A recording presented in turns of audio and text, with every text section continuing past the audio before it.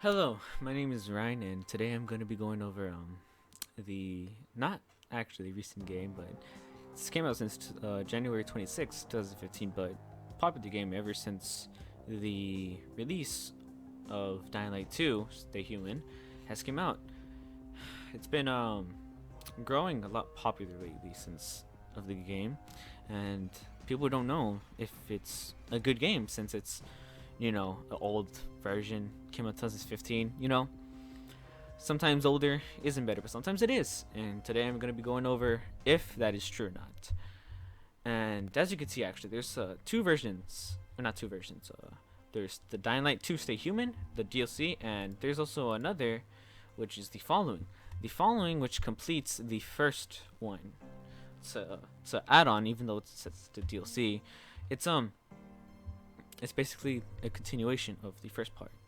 Dying Light 2 takes a complete different setting into the future and how everything came about after this game, and in the end, as you could see the choices. But let's get in and see what's worth it. Now, Dying Light has been made by Techland. Now, Techland has been a very popular company. They have a really good background.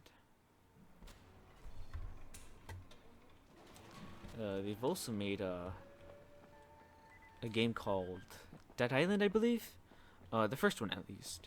Dead Island has also been a very popular game, zombie game that is. And I could see the resemblance between the two, but as you could see, this is a very open space world. Although the graphics aren't as good. I mean, for 2015, I mean, it's I say it's pretty feasible. The combat system in this game is unbelievably well done. I cannot stress enough on how much I love the combat system, on how much you could swing, even block, or even try to escape from the zombies once they've grappled onto you. Now, right now I have a grappling hook because survival points, which I think are a huge aspect into the game. Because as you could see, no, which button was it again? I haven't played in a while, so it's quite hard to figure out which one it was. There it is. Okay.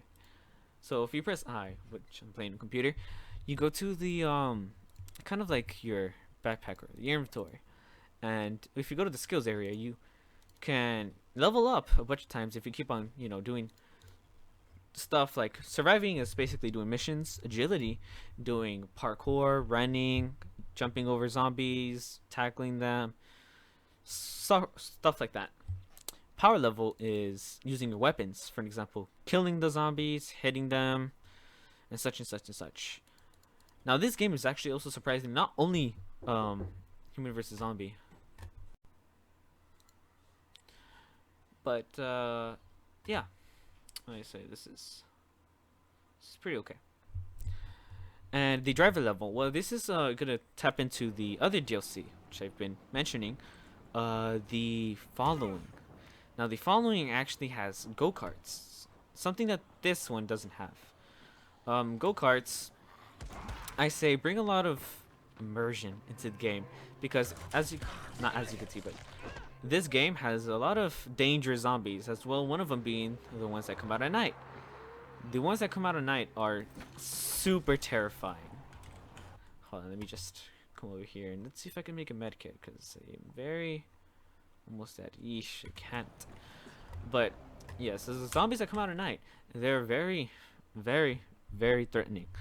They run a lot faster than normal zombies, as you can see. They're very zombies that I've been dealing with are very slow and not very harmful, unless well, they get a hold of you. But that's if they do, which is not gonna happen.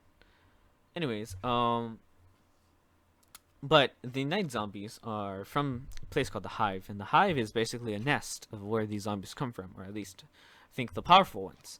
Now these powerful ones, they jump and they run a lot faster, and they even I think can even do parkour, the same thing as you, and maybe even grapple. I'm not sure because in the zombie version in this game you could turn into a zombie where it's really a more of an online type of thing where you're a zombie and you try to kill the other players at night specifically, but you could grapple, but I'm not sure if the actual AI could grapple. That's something I haven't looked into, but they're very dangerous overall. And while driving in your go-kart, this is Dying Light the Following, by the way, takes place in the countryside. This is not the countryside right now, actually. So I need to get to the countryside, but yeah, I actually never mind. Forgive me. This is the countryside, since I've already clicked into the following. My mistake. I thought I was in the other one, but yeah, this is basically the following map. Although it's not as big as the other one, as you can see. It's not, ooh, well, yeah, it's not as big as the other one. Although it's still very explorationative. Now, Dying Light also has a lot of Easter eggs. I don't know if you know what Easter eggs are, but they're basically secret hints or secret things that the game puts in. For an example, in the actual Dying Light, or not the actual Dying Light, but in the regular campaign, or in the regular map, not the following, you could go to a chimney of a house, and inside the chimney, if you duck or crouch, then you would actually go into it like the Mario tube. And it's hilarious because it takes you to made Mario level. Not an actual Mario game, but you being jumping on top of zombies, miniature zombies dressed in Koopa costumes, which is a little bit funny. And in the end of this, if you complete it without dying, then you're able to actually get a Gilza suit, which not a Gilza suit. It's a flying suit. I forget what it's called, but they fly. Now, Dying Light is also very, how should I say this? They have a lot of loot everywhere. It's a very scavenge game. You have to look around for different things, so you can build different sort of things. Lockpicking is also another thing in Dying Light. Lockpicking has, I think, brought a lot of immersion into this game because I think, for an example, you know, you're trying to pick a police car while a zombie's right behind you, which is scary because you could get attacked, and if you're not careful, a horde might pop out behind you because the road is not somewhere where you want to go. See, you could get a lot of stuff. You can even get coffee and jewelry and this stuff. You just sell it, so you could get money for it. The currency is the same thing, although it's an apocalypse. I don't know why you would need a how should I say this, currency. It's a zombie apocalypse, but let's see if I can actually make a medkit here. No, it's not the right place. Blueprints, medkit. Yes, I can actually. Let's make that real quick. And we should be able to heal this. Press M. There you go. Now, I remember there's a way you could jump kick, but I forgot how. Let's see. You can actually check all the types of skills that you have. If you go over here and, for example here, it tells you right here in the description. Knock down enemies with a running drop kick. Press space while running to jump and E in midair to execute. So, if I do as such described, then I get this, which is exactly what we wanted. And it's kind of fun because you could kick them. Or never mind, I was gonna kick that one off, but I guess it's tired of life. Anyways, yeah, this game is very gory, by the way, as you could see here. It is very gory. If it's not well for the how should I say this, sick people, not sick people, but weak stomachs, because there's a lot of gore. For example, I could slice someone's neck off right now if you get a crit. Oh, you also run stamina. That's another thing about this thing. The orange bar that you saw is stamina. Now, the stamina in this game is very, very crucial. If you run out of stamina while they're attacking you, that could instantly lead to your death, because if a horde gets up to you without stamina, it could be very, very bad. Although I find the grappling hook very fun because you could just grapple the zombies like this. Although it does have a time limit. You could just, see? You just need to time it perfectly, and then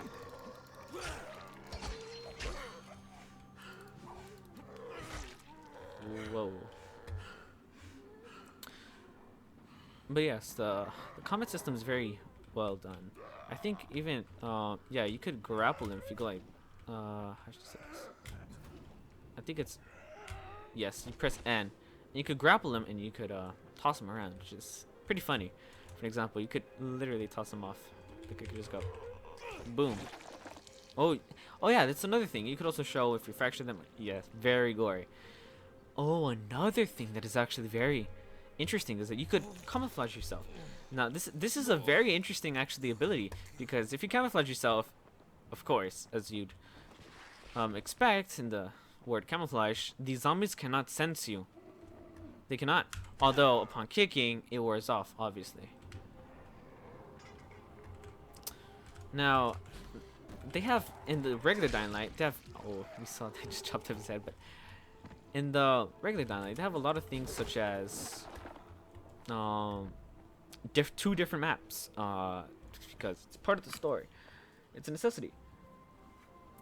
The main campaign actually is very much focused on how, especially in a zombie world, it's not only like man versus monster, it's also man versus enemy. Not man versus nature, obviously, but man versus humans as well. Human versus human. And we show that whenever we see a secret agent for a company which tries to, quote unquote, try to look for the vaccine. Now, currently there is no vaccine for this thing, as ironically it's called, I think, what's it called? I think it's called Haran 19. Very, very, very special name. Yes, very, very interesting name. But yes, Haran 17. I mean Haran 19, not 17. Haran 19 is the virus that we're dealing with in here, which causes the zombie apocalypse. Now, the main campaign focuses on how it's also human versus human. We go through how we are a secret agent from the GRE, which is a company which I've said, quote unquote, looking for the antidote, or the cure for the Haran 19 virus. He's on a secret mission, and upon arriving, he's fell and raided by the people in the bad ones, at least, because I mean, zombie apocalypse, there has to be some sort of overlord, am I right? So going on, you're saved actually by shooting them with the gun. Now, you had a pistol on you, but little did you know that would cause the surrounding zombies to come after you. For an example, if I aim over here and if I shoot, if you could see the map, it sends off a warning as if I'm sending sound. That means the faster zombies and the scary zombies will be able to hear me, or even come to me. Let's see if I could try to get. See, these zombies are special zombies. These zombies are able to. How should I say this? They're special in the sense because they're half human. Let's see if I could try to get a little bit of a kick out of it. But if I go like this, maybe it should give me a reaction, because sometimes they give a humane reaction as if they're begging for whatever. But yeah, they're begging for their life because they're still half human and they don't want to die, of course. Which, although seems traumatizing, it's really easy. You get used to it. But then, oh yeah, these type of zombies are very dangerous, because if you shoot just their canister in the back, it will lead to a little bit of complications. As you can see, is it explodes, causes a bunch of zombies to come over here. That's if they heard.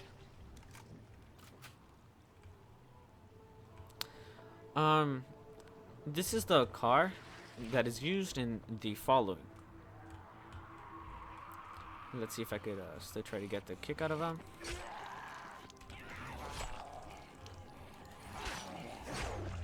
Ooh, yeah, you also get gory scenes like that, to where you finish them in a critical hit. Ooh, I need to just damage them so I could get a reaction. That's right. No reaction. Wow. Whoa, yeah, these people are really fast and they do a ton of damage, so you need to be careful with these guys. They also try to surround you. They try to attack you all at once. You have to know how to dodge very correctly. You see? Whoa, I'm gonna probably die. Whoa. And as you can see, actually, here is called the safe zone. The safe zone is a really, really safe place. No matter what, they cannot get you. Now, I should probably mention that at night, the scary zombies that I've mentioned, the hive ones, are, how should I say this? I wouldn't say allergic, but these UV lights burn them majorly.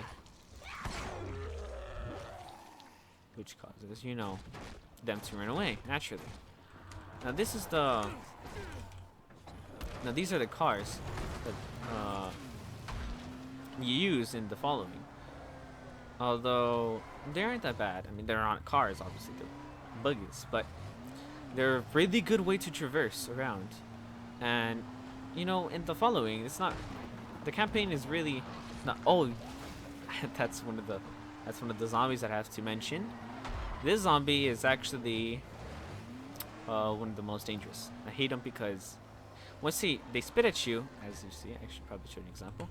Once they spit at you, that happens, and your health gets ticked down, which really is scary because if you're in a situation to where there's a bunch of zombies chasing you, and that your health would probably deplete a lot. And I'll try once it turns night, I'll try to see if I could find a zombie into which I could show an example.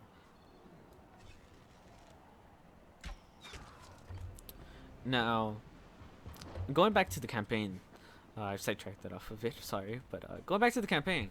Let's see, where was I? Ah, yes. While he was getting beat down by the people who, you know, people who've gone insane in the zombie apocalypse, or not insane, more like soldiers of a particular overlord. This is a sign that it's turning night. And this is where the phrase "good night, good luck" really comes into play, because at night the only thing you could have is either skill or luck. Sometimes you can have both. Sometimes you can, but it's very scary. Let's see if I could try to find. If you could see those things in the map where it shows that, it shows on who's looking. Let's see if I could try to see if I. That's one of them. Let me see if I could find a closer look somehow. That's how they look like. Very hideous and scary. Now, another thing that you could do is, let me try to.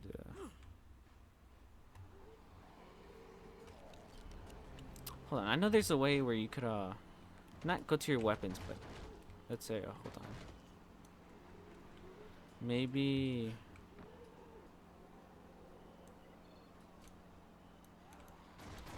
Whoa, I don't want to get down here because it's very dangerous. Very, very, very dangerous down here. Find a lot of zombies down here, so it's super dangerous. But anyways, yeah. These are the type of zombies. Hold on. Let me try to find out how to switch my weapons, because I know there's a certain way into which you could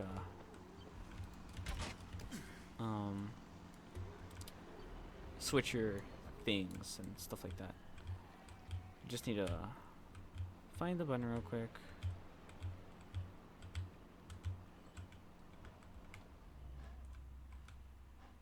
Okay, I think this is it.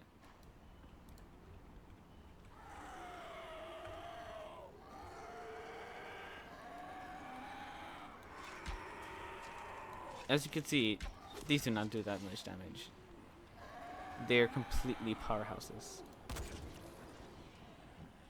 I've deemed to prove myself wrong. But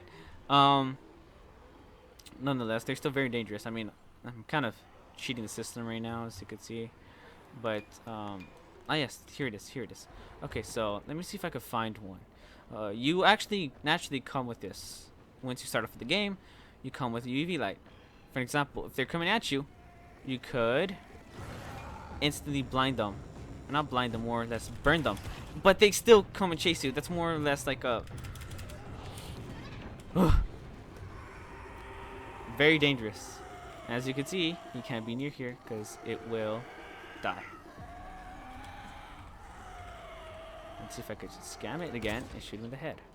Although this one looks a lot more different, a lot more scarier. Yes, I mean, it's really trapped itself, as you can see, as a bunch of UV lights here.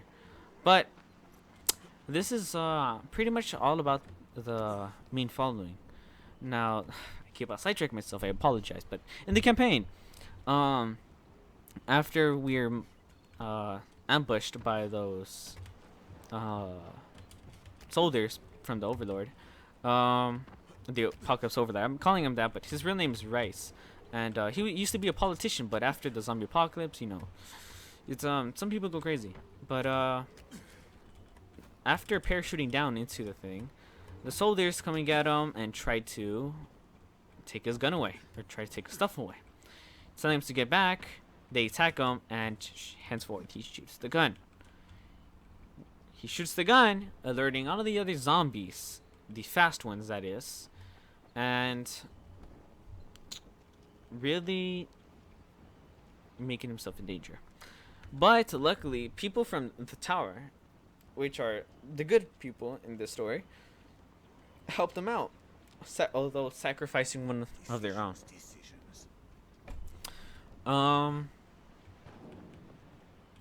Let's see. After you're brought in and you're brought with the amount of problems that the tower has, basically what sums it up is the tower is... oh no, right over this thing, there's one over here.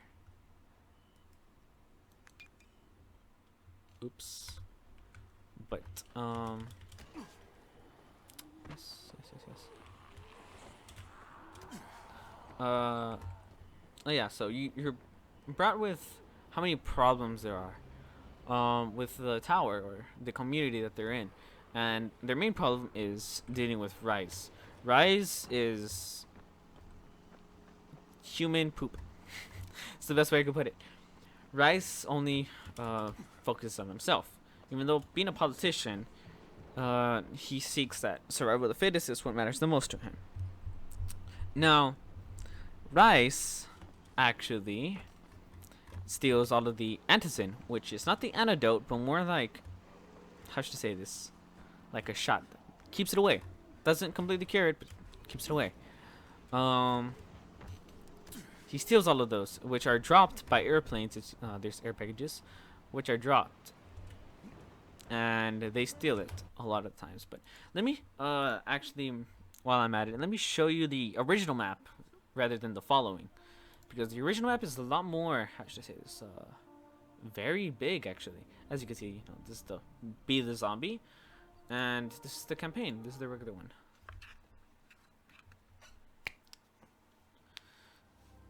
Now, spoiler, but Kyle Crane, which is the protagonist's name, by the way, I don't know if I mentioned that, but Kyle Crane kills Rice after Rice negotiates with the GRE, which Kyle Crane slowly figures out that they're not trying to help humans, rather make profit off of the antizin or the cure, make profit out of it, so they won't, how should I say this, make the cure as well.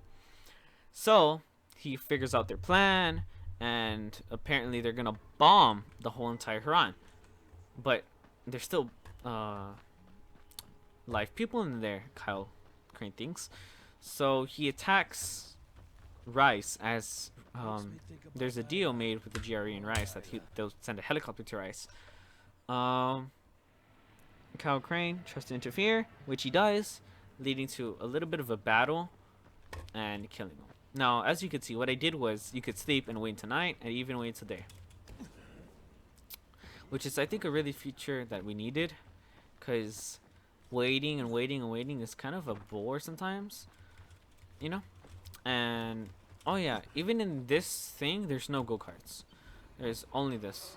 You can jump over zombies, which is a good thing. But other than that, you cannot, sadly. I'm trying to see how else I could switch my things because I don't quite remember.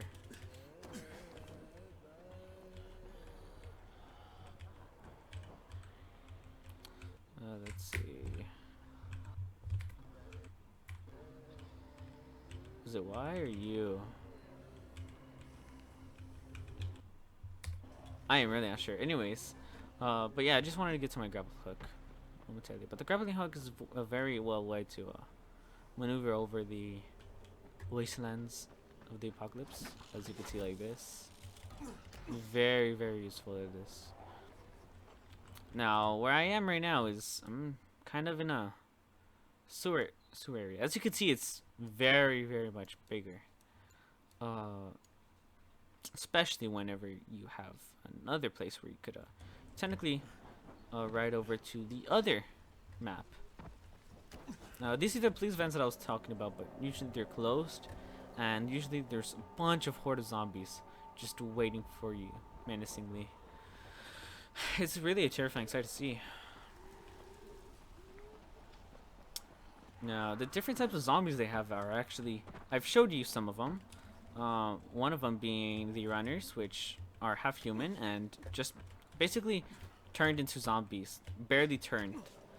And the night ones, which are the ones that come from the hive, and the ones that spit. You could also find different things like flowers like this, but anyways, the ones that spit, and there's even big ones. These big ones are very, very much built like a tank. Let's see if I could see one around here. That one. It's built exactly like this one over here. This one is a tank, as you could see. Let's see if I could actually get over there. Those are very dangerous because they could swing, but sometimes they're harmless. For an example, they're very slow. Oops, not if you get a little bit to the side though. But yes, they're very slow. You can kill them easily with a gun, at least. What that does, unfortunately, alerts. Now these are the care packages that I've mentioned. Now these get dropped, and it'll tell you when they do. But if you're not quick enough, unfortunately, they will get taken by Rice's men. Even after you defeat it, which is kind of ironic, or kind of crazy. They're still, you know, roaming around trying to scavenge for the different loot. But let me try to make it to civilization over here. Just do some parkour somehow. I'm just wasting stamina. Okay.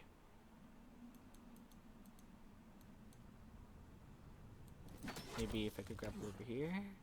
Yes, there it is. I don't think I'm able to go up on top of there. I don't think I am. But there's stairs over here. Anyways, I'm getting off track. Now, yes. Also, these are my worst ones. I hate these the most. Those spit. And these are actually, if they hit you, let off a poisonous sting.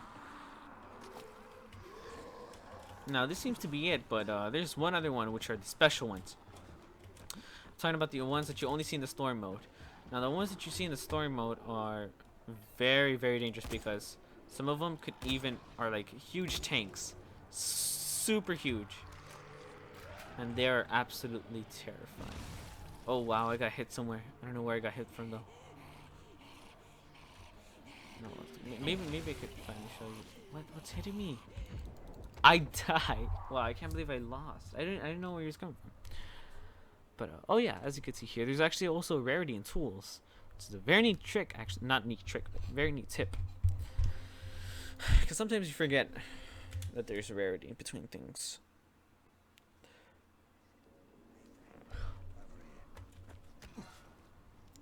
But this, so far, I think sums up the Dying Light gameplay. Or not gameplay, but on how should I say this? Gameplay is, on how it works, on if it's worth it or not.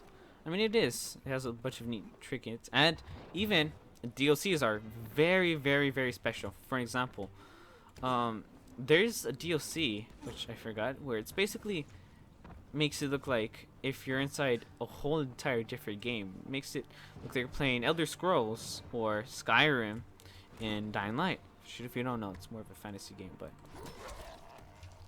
it's a very cool concept that they did. It's more of like a side quest type of thing, where it's like completely otherworldly, and there's even zombies there that do all sorts of things. For an example, throw like lightning, fire.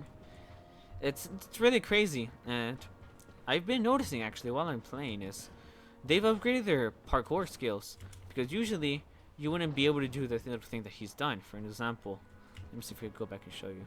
I think I could do it right now. No, I cannot. But I think it's right here. Once you jump over this, he goes like that. Previously, I think you just jump over it. I don't think that was really an option, but since the Dying Light 2 parkour came out, I'm pretty sure it's the reason why that it's brand new. But let's see if I can find any of those trash cans that I've been mentioning.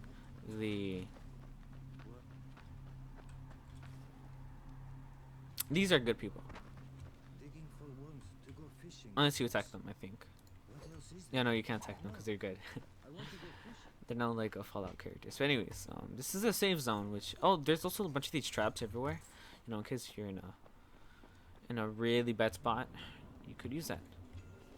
Now, these are the things I was mentioning over here. That over there, no, not that. Let's see if I can find another one.